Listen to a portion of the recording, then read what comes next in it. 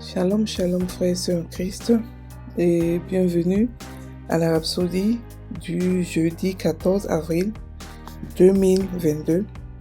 Rhapsodie écrite par le pasteur Chris Oyakilome et la lecture vous est offerte par les vérités de l'évangile. Le thème d'aujourd'hui c'est un véritable royaume. Et le verset de Marc 1 verset 14 qui dit: Après que Jean eut été livré, Jésus alla dans la Galilée prêchant l'évangile de Dieu. Alléluia. Le pasteur Christ dit: Jésus a commencé son ministère en parlant et en prêchant le royaume de Dieu. Marc 1 verset 14 à 15 dit: Après que Jean eut été livré, Jésus alla dans la Galilée prêchant l'évangile de Dieu. Il disait: Le temps est accompli et le royaume de Dieu est proche. Répentez-vous et croyez à l'évangile. Observez le thème que Jésus a utilisé alors qu'il prêchait. Il a dit: le royaume de Dieu est proche. L'expression est proche à deux sens.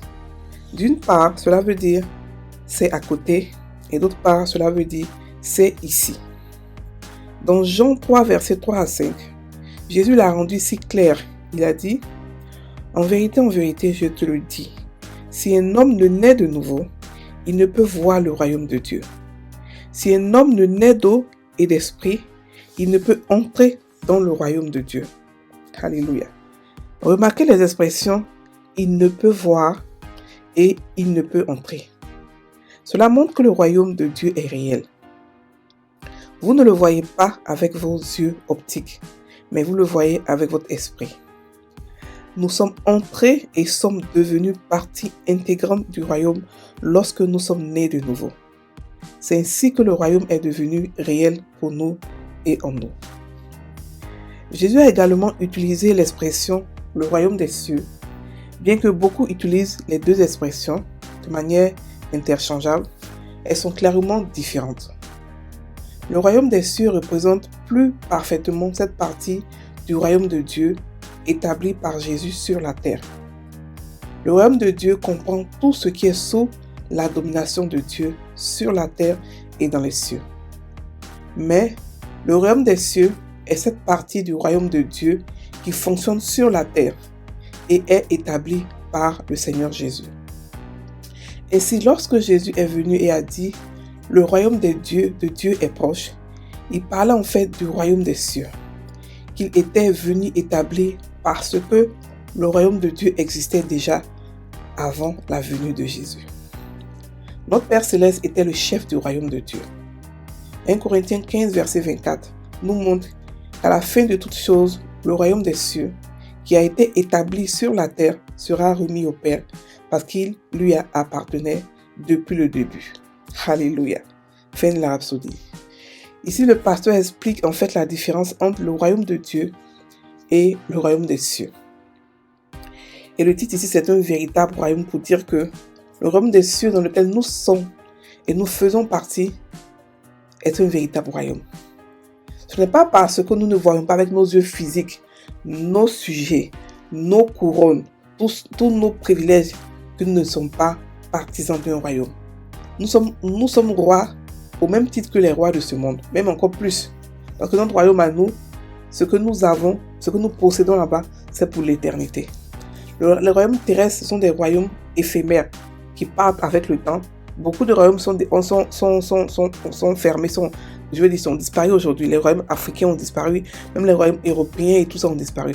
Mais le royaume des cieux est un royaume qui est établi par Christ et qui ne disparaîtra jamais. Donc le pasteur explique ici que lorsque Jésus a commencé à prêcher, il a commencé à parler du royaume de Dieu qui allait s'établir sur sa terre. Il a dit que le royaume de Dieu est proche, le royaume de Dieu est ici maintenant. Donc pour nous dire que le royaume de Dieu est descendu. Et Jésus est venu créer un autre royaume ici qui est parallèle, c'est-à-dire qui est une succursale du royaume des cieux, de Dieu. Et ça, c'est le royaume de Christ. Et ce royaume-là, c'est Christ qui a la charge de ce royaume. C'est lui qui est le chef et c'est nous qui sommes dans ce royaume. On fait partie du royaume de Dieu, mais on fait d'abord partie du royaume des cieux.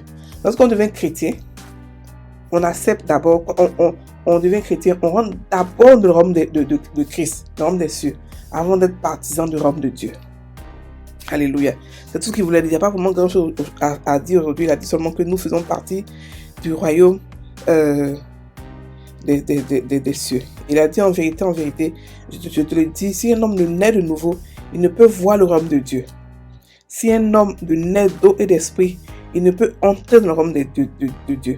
Ça veut dire que pour le voir et pour entrer dans le royaume de Dieu, il faut être né de nouveau. Il n'y a pas d'autre solution, il n'y a pas d'autre alternative, il n'y a pas d'autre voie, il n'y a pas d'autre manière. Jésus a même dit que je suis le seul chemin. Je suis le seul chemin. Donc, il est le chemin pour aller voir ce royaume-là. Donc, c'est pas parce qu'on ne le voit pas qu'il n'est pas réel.